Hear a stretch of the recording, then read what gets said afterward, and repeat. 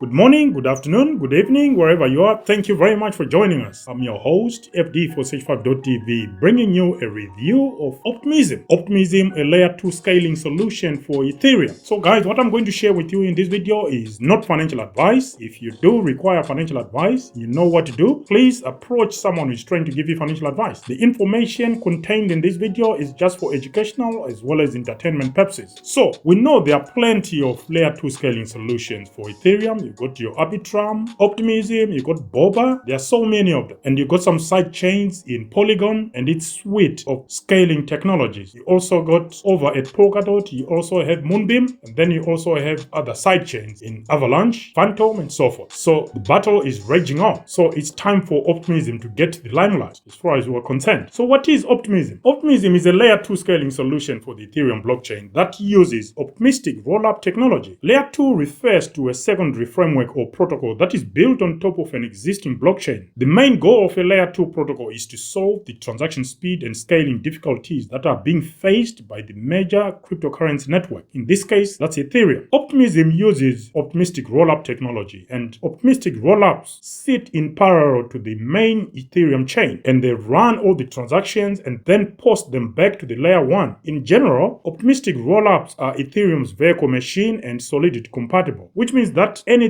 that is possible on layer 1 of Ethereum can be replicated on layer 2. The OP stack is the standardized, shared, and open source development stack that powers Optimism, maintained by the Optimism Collective. Here are some key features for Optimism. Its simplicity. This means using proven Ethereum code and infrastructure where possible. Optimism thus aims to keep its code as simple as possible and work directly with existing code bases. Pragmatism. This means Optimism is driven by real-world needs and constraints of its own team and the users engaging with the ecosystem. Hence, Optimism aims to build iteratively and implement features like EVM equivalence gradually. You also have sustainability. Here, Optimism's design process is built around the idea of long-term sustainability and not taking shortcuts to scalability. That is why it uses optimistic rollups and takes advantage of the consensus mechanism of Ethereum to scale its network. Blocks are constructed and executed on the L2, which is Optimism in this case, while user transactions are batched up and submitted to the layer 1, in this case Ethereum. And then obviously the clue is in the name. The other feature is Optimism. Transactions on Optimism are submitted to Ethereum without direct proof of validity and can be challenged for a certain period of time, currently 7 days. After that, a transaction is considered final. That explains why withdrawals from Optimism to Ethereum take 7 days to complete because of the challenges. Here is a brief summary of the value propositions from Optimism. The OP OpenStack is fully open source and it's sustainably funded through mainnet reserves. The OP superchain is a horizontally scalable network of chains that share security, a communication layer, and an open source development stack. Optimism also offers low cost and lightningly fast transactions on its layer 2. It also benefits from Ethereum's security. Now, as part of our review, as usual, we are going to apply our usual 13 elements where we focus on decentralization, security, scaling, interoperability, social media presence via Twitter, social media presence via Discord, project team, age of the project use cases, as well as the tokenomics. Let's jump into decentralization first. Optimism uses a multi-sig to effect quick changes to the protocol. This allows the project to ship improvements and bug fixes, but it also ultimately means that a trusted third party has unilateral say over what the L2 balances are. Currently, this is the primary point of centralization for Optimism. OP holders are responsible for submitting, deliberating, and voting on various types of governance proposals. In carrying out these functions, OP holders may either vote directly or delegate their OP voting power to an eligible third party. OP holders vote on the following proposals. You got governance fund grants, protocol upgrades, inflation adjustments, director removal, treasury appropriations, rights protection. As far as security is concerned, Optimism's bug bounty is run by Immunify, a reputable smart contract security business which provides hosting for bug bounty programs, consultations, and program security. The security of OP mainnet is dependent on a multisig wallet managed by several anonymous individuals. This multisig wallet can be used to upgrade core OP mainnet smart contracts without upgrade delays. So it is pointing at less decentralization, quick movement when urgent action needs to be taken. There can both be a downside and upside to having a multisig wallet. Various smart contracts audits were performed by various auditing companies including Trail of Bits, ECDSA Wallet, I've never heard of them, first time I'm coming across them, OP Open Zeppelin, Sigma Prime, Spearbit. Currently, the Optimism Foundation runs the source sequencer on OP mainnet. With EVM equivalents, Optimism has also modularized the fault-proof and roll-up client implementations into separate pieces of software. Optimism also integrates a multi-client ecosystem for Layer 2, just like Ethereum has in Layer 1, which enhances its security. As far as security, it's obvious Optimism is a scaling solution for Ethereum. Transactions on Optimism are fast and are transacted at a lower cost. What about interoperability? Well, recently Optimism launched its superchain on its mainnet. The superchain project seeks to maximize on interoperability and composability between different chains using the OP stack and to integrate siloed layer 2s into a single cohesive layer. Now onto the project team. There are approximately 21 team members according to LinkedIn. Social media presence via Twitter, Optimism boasts just over 449,000 Twitter followers and just over 158,400 Discord members. Now onto some use cases. Ticker symbol OP. The OP token serves as the governance token for the Optimism mainnet. This is the case because all these layer 2s, they use ETH as the gas token or ETH to pay for gas. By owning OP tokens, holders gain the ability to participate in Optimism Collective, a governance structure utilized by Optimism. Everything else that happens on Ethereum, of course, applies to Optimism as well. So all the other use cases that are applicable to Ethereum, they'll be applicable to Optimism in this case. Onto tokenomics. Ticker symbol OP.